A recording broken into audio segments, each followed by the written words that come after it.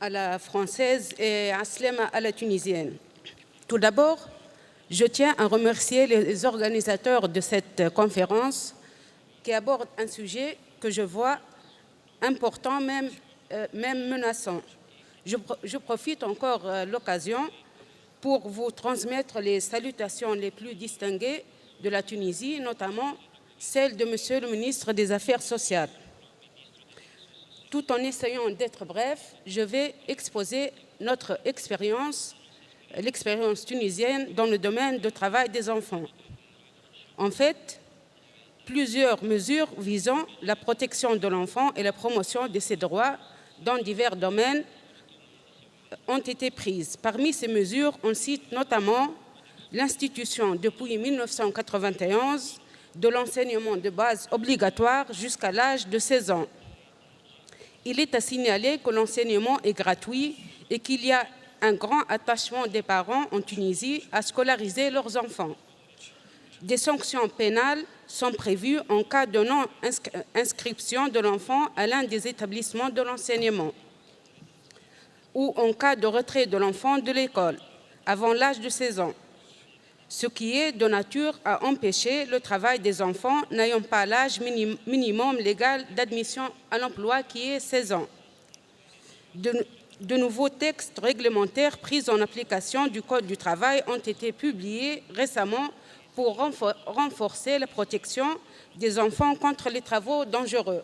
On cite essentiellement l'arrêté du ministre des Affaires sociales, deux arrêtés du ministre des Affaires sociales. Le premier fixe les types de travaux dans lesquels l'emploi des enfants est interdit. Le deuxième fixe les conditions d'octroi des autorisations individuelles d'emploi pour permettre aux enfants de paraître dans les spectacles publics ou de participer aux travaux cinématographiques. Encore, on peut citer la Tunisie figure parmi les premiers pays à avoir ratifié la Convention internationale du travail numéro 182 sur les pires formes de travail des enfants. La Tunisie aussi est l'un des premiers pays à avoir promulgué un code de la protection de l'enfant. Ce code garantit à l'enfant, conformément à son article 2, le droit de bénéficier des différentes mesures préventives à caractère social, éducatif, sanitaire et d'autres dispositions et procédures visant à le protéger de toute forme de violence, préjudice ou atteinte physique ou psychique ou sexuelle ou l'abandon ou de négligence qui engendre le mauvais traitement ou l'exploitation. À ce sujet aussi, on peut citer que pour protéger davantage les employés de maison, la loi réglementant le travail de cette catégorie de travailleurs a été modifiée le 4 avril 2005 dans le sens de l'interdiction de l'emploi des enfants âgés au moins de 16 ans comme employés de maison. Mais à ce sujet-là, il est à signaler qu'une richesse d'un arsenal juridique peut s'avérer théorique si on ne garantit pas les mesures visant à respecter son application. À ce sujet, on peut citer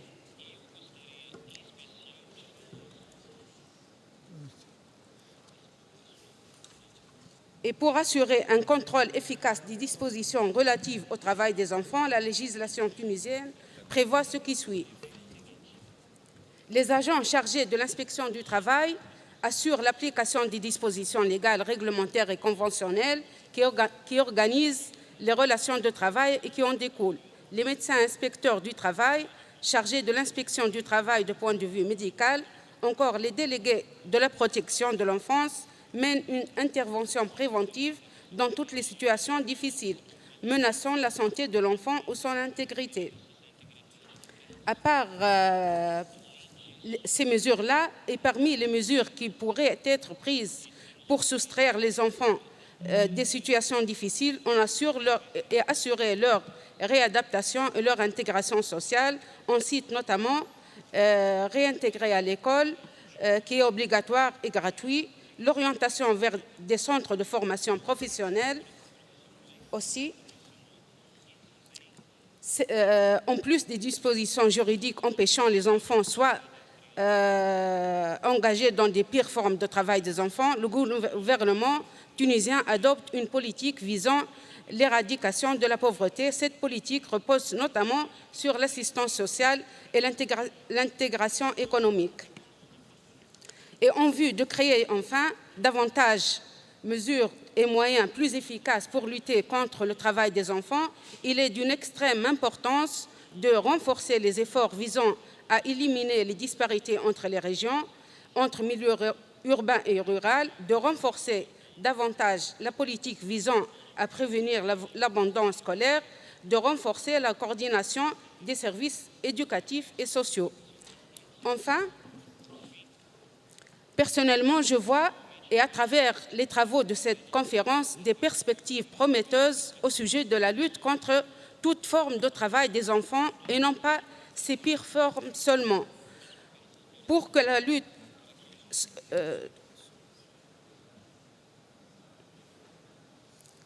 encore, on doit lutter contre toute forme de travail des enfants et que ce slogan soit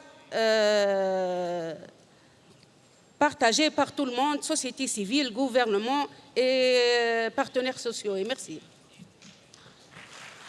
Obrigado. Estão restando 1 hora e nós temos ainda 18 oradores inscritos. Portanto, reiteramos a necessidade de respeitarmos os 4 minutos para que todos possam se manifestar.